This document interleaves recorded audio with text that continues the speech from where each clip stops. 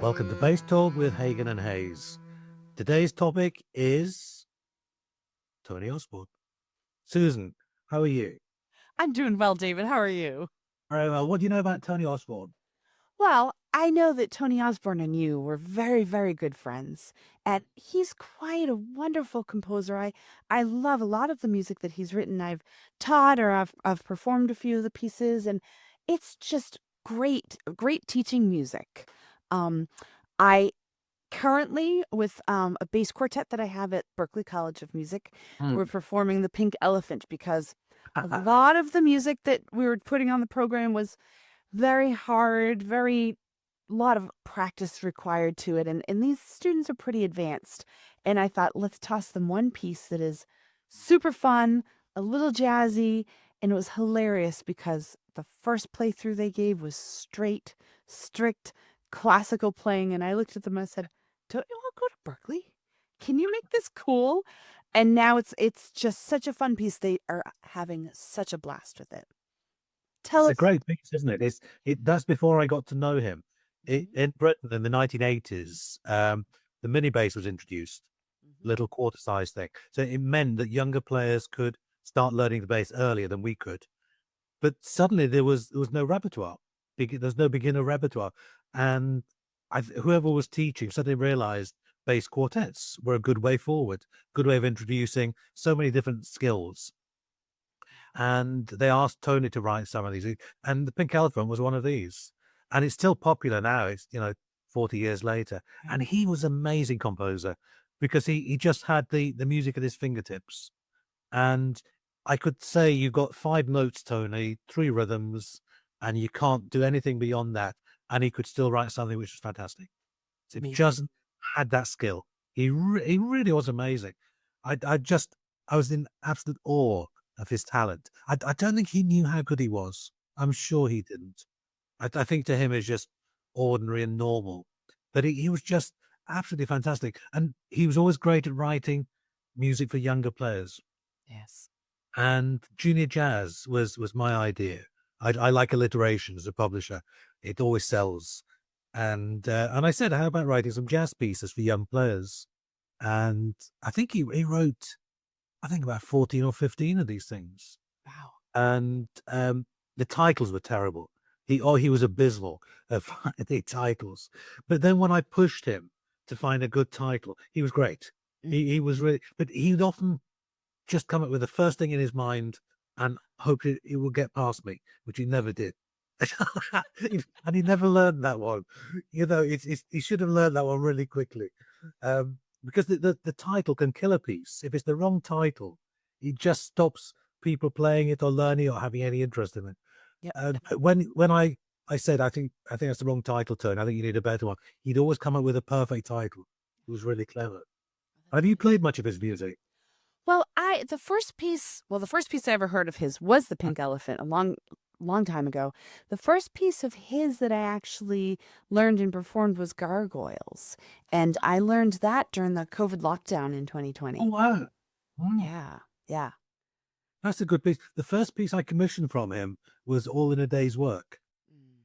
And lots of these other little quartets before I'd met him were in a pastiche style. He was great skill at writing the style of others.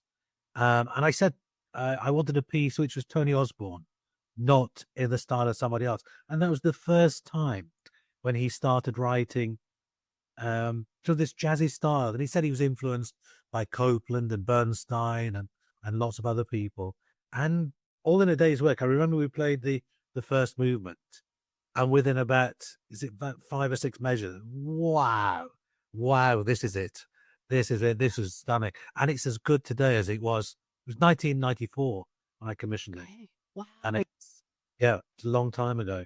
But it's still, and again, the first title was terrible. I can't remember what it was, but it wasn't All in a Day's Work. But the All in a Day's Work was Tony's title. When I said, I think you got the wrong title, Tony. Yeah, that's a great piece. I love that one. The other one that he wrote that I really love is the Threnody for video. Yes, that was amazing. That was written in less than 24 hours. I'd come home, it's on a Saturday. I've been teaching in London, and I checked my emails, And there was one from Mette Hanskov, my great friend in Denmark. And she said, "Did you know that the video had died? Had a heart attack in Germany earlier that week." And I didn't know. And he and I were great friends. The two families were planning to go on holiday together. We'd spoken on Christmas Day. We really were good friends. So it was such a shock. And we had Bass Fest, I think, the week after I discovered he died. And I just emailed Tony and I said, I need a trio for me, Teppo, Ataho, and Mette Hanskov to play.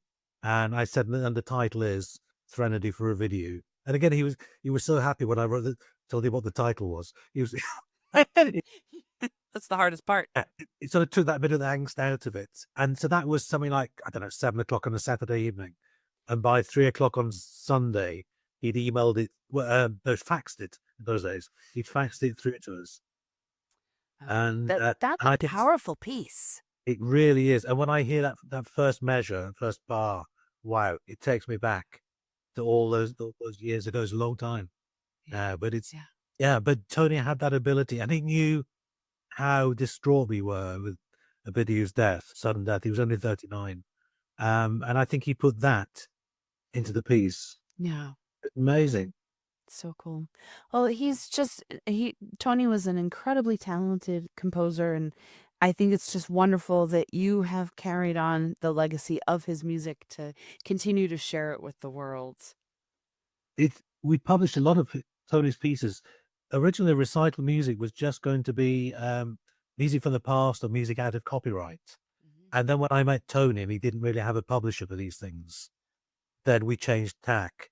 And I realized that, he was a really important figure in the bass world. And we became, best friends. We're really fantastic. We had a great working relationship.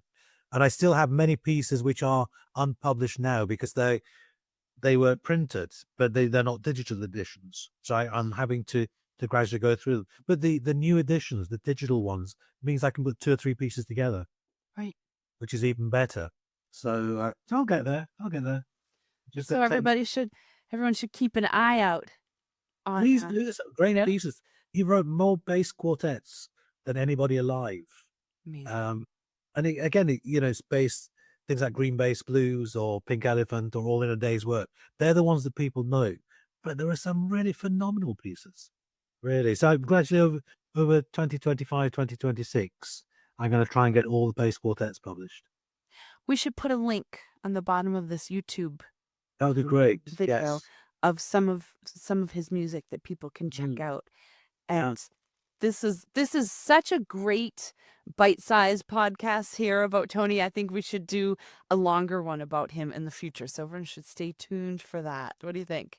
I think that's a great idea. He was such an amazing character. And as I say, I don't think he knew how talented he was. He was just Tony. When I first met him, I remember Sarah said I put my suit on and my shirt and tie, so I was looking really smart. And then when you get to know Tony, he's the most sort of relaxed person ever. He never wore a tie. If he did, the tie was always the wrong length. I remember he was going to a premiere, and I had to tell him to undo his tie and redo it because he had a little bit of a paunch, and the tie was just sitting on the top of the paunch. Oh. I'm really sorry, Tony. I think you have to redo your tie. We were great friends, and I spoke at his funeral, which was 2018, and it's very, very sad. Very, very sad. He's such an amazing character, and such an amazing friend to so many. And I think all the bass players, even if they don't know him, through his music, they feel as though they know him, which is, I think, it's so nice. It's a nice legacy to leave, isn't it? It's a wonderful legacy to leave. So let's revisit Tony. Everybody stay tuned for that in the future. And thank you for listening to a bite-sized podcast from season 3 of Bass Talk with Hagen and Hayes.